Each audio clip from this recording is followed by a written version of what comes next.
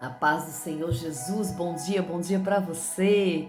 Como você está? Eu espero que você esteja bem nessa manhã de quinta-feira, que o Espírito Santo de Deus faça parte desse momento, que o Espírito Santo de Deus nos dê sabedoria nesse momento, que o Espírito Santo de Deus ilumine a nossa mente, que o Espírito Santo de Deus faça parte, tome a direção do nosso dia.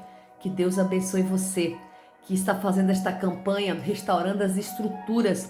E eu tenho certeza que você já está sendo restaurado em alguma área da sua vida. Talvez você estava longe dos caminhos do Senhor, talvez você estava distante da palavra, e através desses 15 minutos diários, o Senhor vai restaurando a cada dia aquela sede e aquela fome da vontade da palavra, aquela sede, aquela fome de sentir a presença, aquela fome, aquela sede de sentir que Deus está cuidando de você. E quero dizer para você nessa manhã, o Senhor está cuidando de você. O Senhor está te guardando como a menina dos seus olhos. E na menina dos olhos do Senhor ninguém toca. Ai, aleluia! Na menina dos olhos do Senhor ninguém toca. Ninguém faz nada porque é algo precioso, é algo sensível, é algo, a menina dos nossos olhos é algo sensível, mas é o que nos dá um campo de visão. Então o Senhor te usa para ter e receber as visões dele. O Senhor te usa para que você seja instrumento nessa terra. E talvez este momento na sua vida esteja um pouco abalado, e por isso é tão importante restaurar as estruturas da nossa alma, do nosso ser, do nosso intelecto, da nossa mente, aleluia, estruturas físicas também que possam estar abaladas. Então eu peço a você nessa manhã que você possa compartilhar com quem você achar que é importante ouvir esta palavra no dia de hoje. Quando tocar no seu coração, envia para mais alguém, deixa Deus transformar você numa missionária, num missionário da palavra de Deus, porque esta palavra pode chegar e ganhar almas. Vamos ganhar almas para o reino através desta campanha. Pegue aí sua palavra, sua Bíblia, no livro de Neemias, capítulo 3, versículo 11. Oh glórias, hoje Deus tem muita coisa para falar ao nosso coração. Vai dizer assim: Malquias, filho de Arim, e Azube, filho de Rabá de Moabe, fizeram reparos no segundo tramo e também na Torre dos Fornos. Ao lado dele, Salum, filho de Aloés, prefeito da outra parte de Jerusalém, fez reparo e ajuda das suas filhas.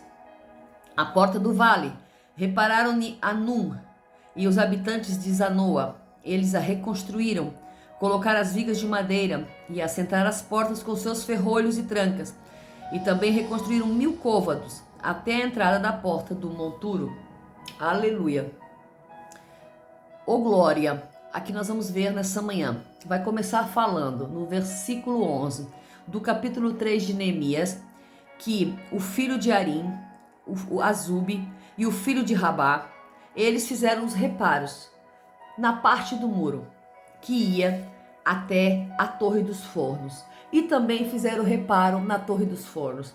A Torre dos Fornos era um lugar propício, assim como o nome diz. Era uma torre elevada, a qual servia para cozer os pães para a população. Era um lugar alto, porque era uma torre. Então servia também para vigiar contra os ataques do inimigo. E essa torre, ela foi restaurada, ela foi reconstruída porque ela estava destruída. E aí, quando nós falamos de torre e quando nós falamos dos pães, nós estamos falando de segurança e de sustento. É necessário que em nossas vidas nós restauramos a nossa segurança, que nós restauramos o nosso sustento, o lugar aonde são produzidos o nosso sustento. E quando falamos de sustento, falamos de finanças. É necessário que nós também reparamos, que nós também restauremos, as nossas finanças, porque muitos têm dias difíceis,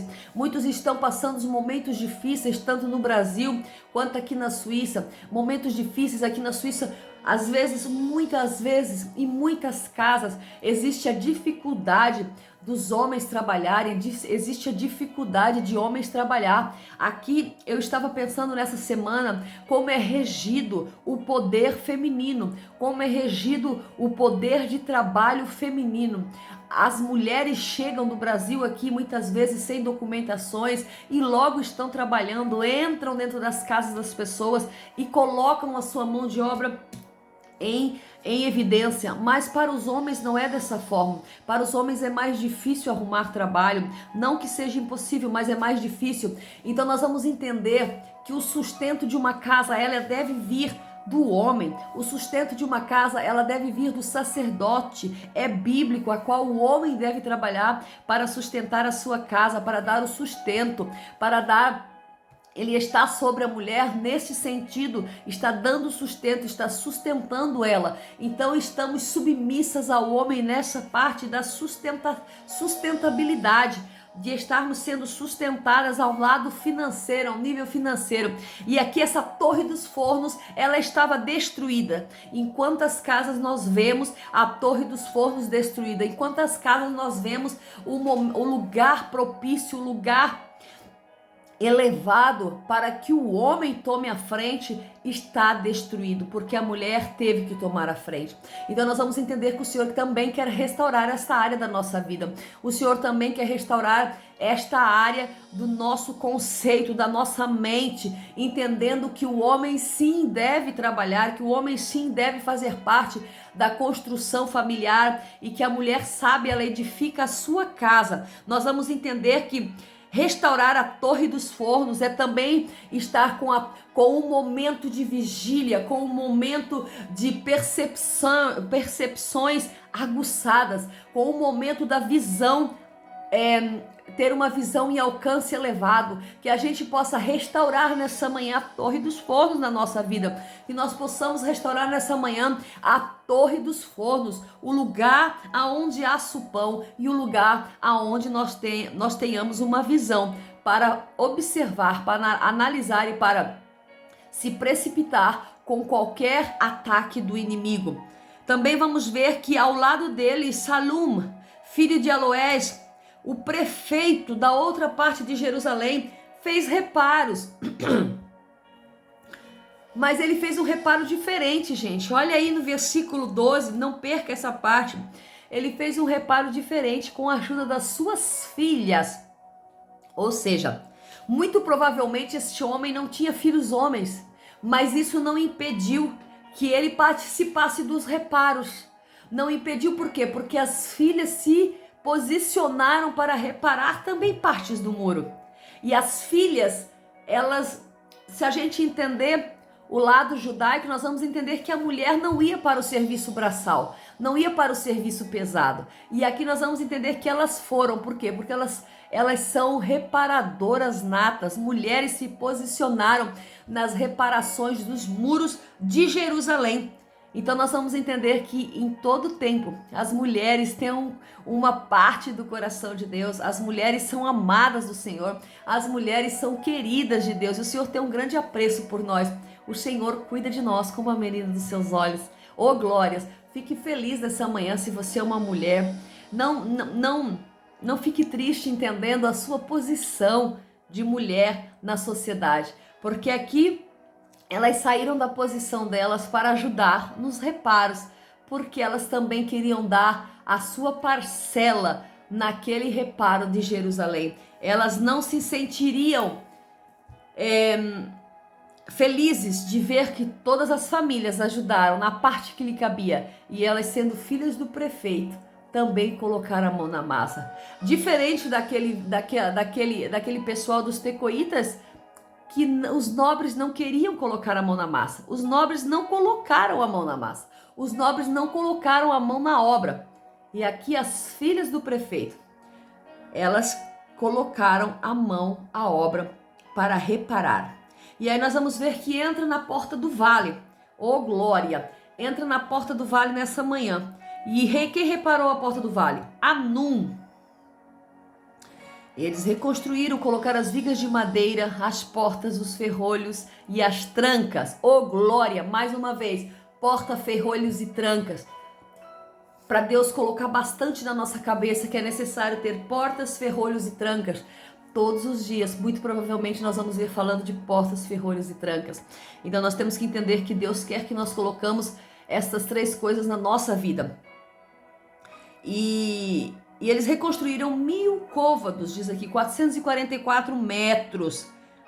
Eles reconstruíram a porta do vale. Gente, a porta do vale é algo muito sobrenatural. Quando a gente fala em vale, a gente fala em dor, provação, a gente fala em angústia, a gente fala também em quebra de orgulho. Passar pela porta do vale nem sempre é fácil.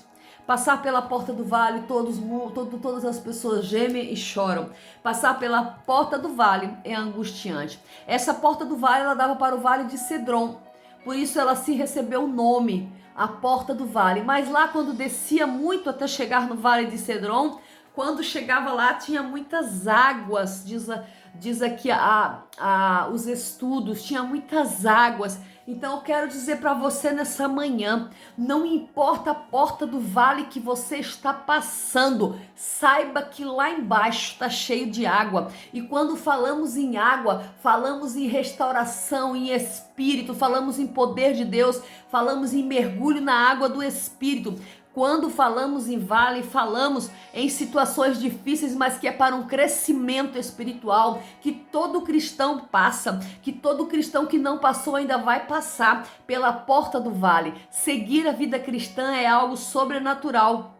Porque a gente tem um Deus que cuida, um Deus que sustenta, um Deus que alimenta, um Deus que dá tudo aquilo que nós precisamos, mas nós temos que passar por momentos difíceis, guerras espirituais na mente, guerras espirituais na casa, guerras espirituais na família, mas nós entrando na porta do vale, tenhamos a certeza que após a porta teremos água para beber, teremos água para saciar a nossa sede, teremos água para encher a nossa botija, teremos água para nos restaurarmos, para nos alegrarmos, para nos saciarmos. Então que nessa manhã nós tenhamos a certeza, eu quero que você entenda isso nessa manhã, que se você está passando por momentos difíceis, não sei em qual área da sua vida, saiba que após a porta do vale tem água para você. Aleluia, glória a Deus. Então passar pela porta do vale é difícil, é conturbado.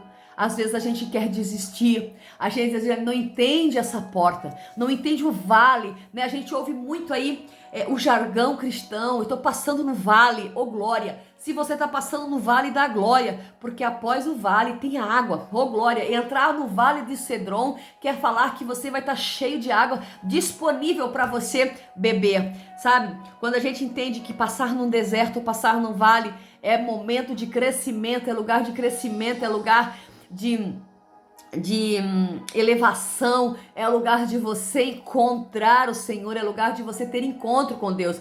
Então a porta do vale nos leva a entender melhor as coisas que estamos vivendo, a entender melhor o que estamos passando na nossa vida. Então que nessa manhã você entenda que se você está passando no vale da angústia, eita Deus, no vale da depressão, um vale da ansiedade, um vale de tantas situações difíceis, um vale financeiro, um vale de divórcio, um vale de luto. Eu quero dizer para você nessa manhã, Deus, que você tem água após a porta do vale, que você tem aonde saciar a sua sede após a porta do vale. Isso quer dizer que você vai passar por aí, mas que tudo vai ficar bem. Isso quer dizer que o Senhor está no controle, que você tem a porta para passar, mas que após a porta tem algo para matar a sua sede, para acabar com a sua dor, para acabar com o seu sofrimento, para te sustentar naquilo que você precisa nessa manhã. Deus está falando com muita gente nessa manhã através dessa palavra. Eu espero que o Espírito Santo de Deus abra a sua mente,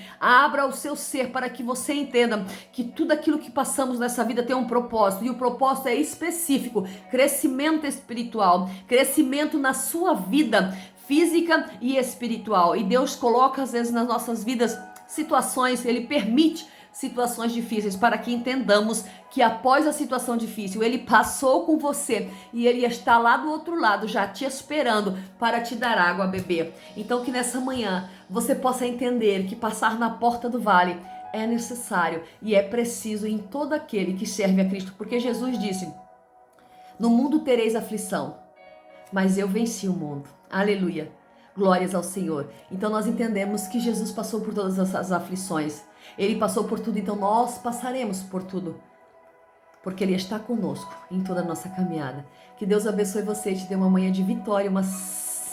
uma quinta-feira de vitória, um dia total de vitória. Em nome de Jesus, a paz do Senhor, até amanhã.